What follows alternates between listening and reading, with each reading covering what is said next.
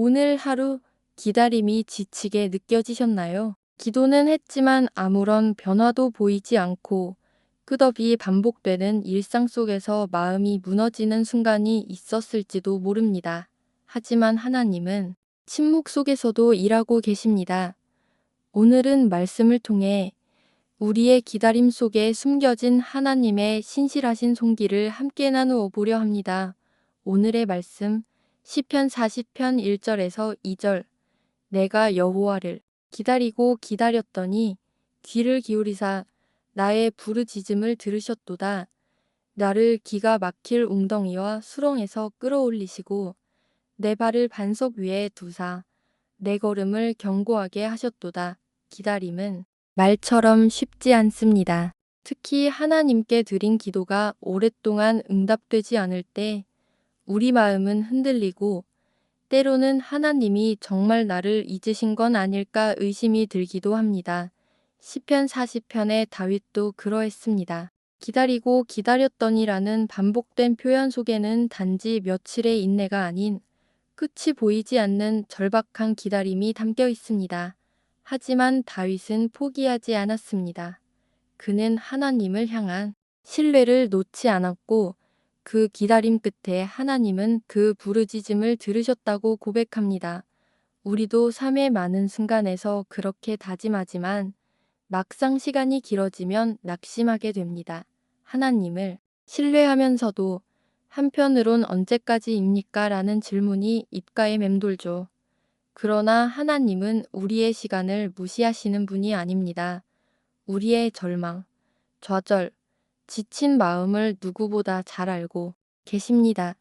그래서 우리가 무너진 자리, 도무지 벗어날 수 없을 것 같은 진흙 웅덩이 속에서도 그분은 조용히 일하십니다. 보이지 않는 곳에서 들리지 않는 방식으로 우리를 위한 구원의 계획을 진행하고 계십니다.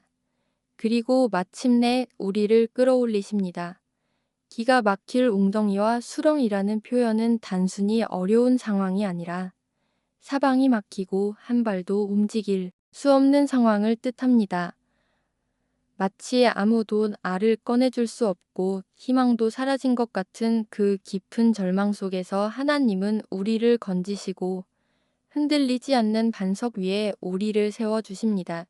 때로는 그 반석이 상황의 변화가 아닐 수도 있습니다. 오히려 우리의 마음, 믿음, 시선을 하나님께 더욱 굳건히 붙잡게 하는 변화일 수도 있습니다. 세상은 여전히 요동쳐도 내 안의 중심이 하나님 안에서 평안할 수 있다면 그것이 바로 하나님께서 주시는 반석입니다. 하나님께서 우리를 견고하게 하시는 방법은 다양합니다. 때로는 문제를 해결해 주시기도 하고 때로는 문제 가운데서도 견딜 수 있는 힘을 주시기도 합니다. 그리고 그 모든 과정 속에서 우리는 하나님의 신실하심을 배우게 됩니다. 믿음은 고요한 호수에서 자라기보다 폭풍 속에서 더 깊이 뿌리내립니다.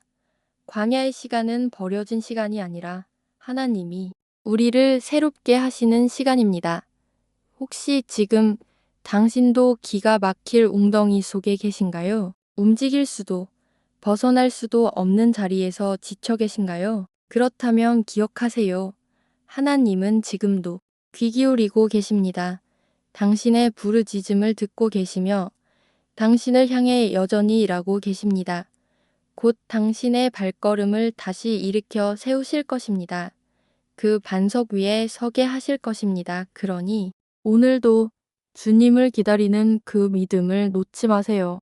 그 기다림의 끝에는 하나님의 놀라운 응답이 기다리고 있습니다. 그리고 그 응답은 당신이 흘린 모든 눈물에 대한 하나님의 온전한 대답이 될 것입니다.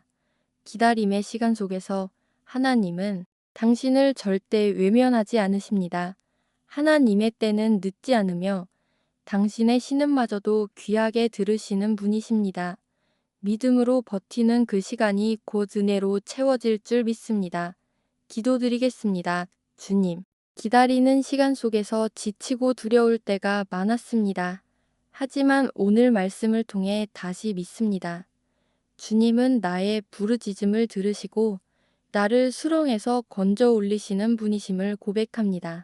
내 삶이 흔들려도 반석 되신 주님을 신뢰하며 오늘 하루도 담대히 걸어가게 하소서.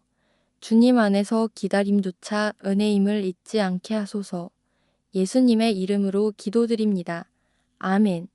기다림은 쉽지 않지만 그 끝에는 반드시 하나님의 구원이 있습니다.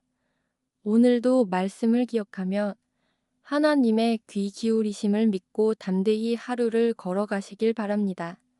하나님은 지금도 당신을 붙들고 계십니다.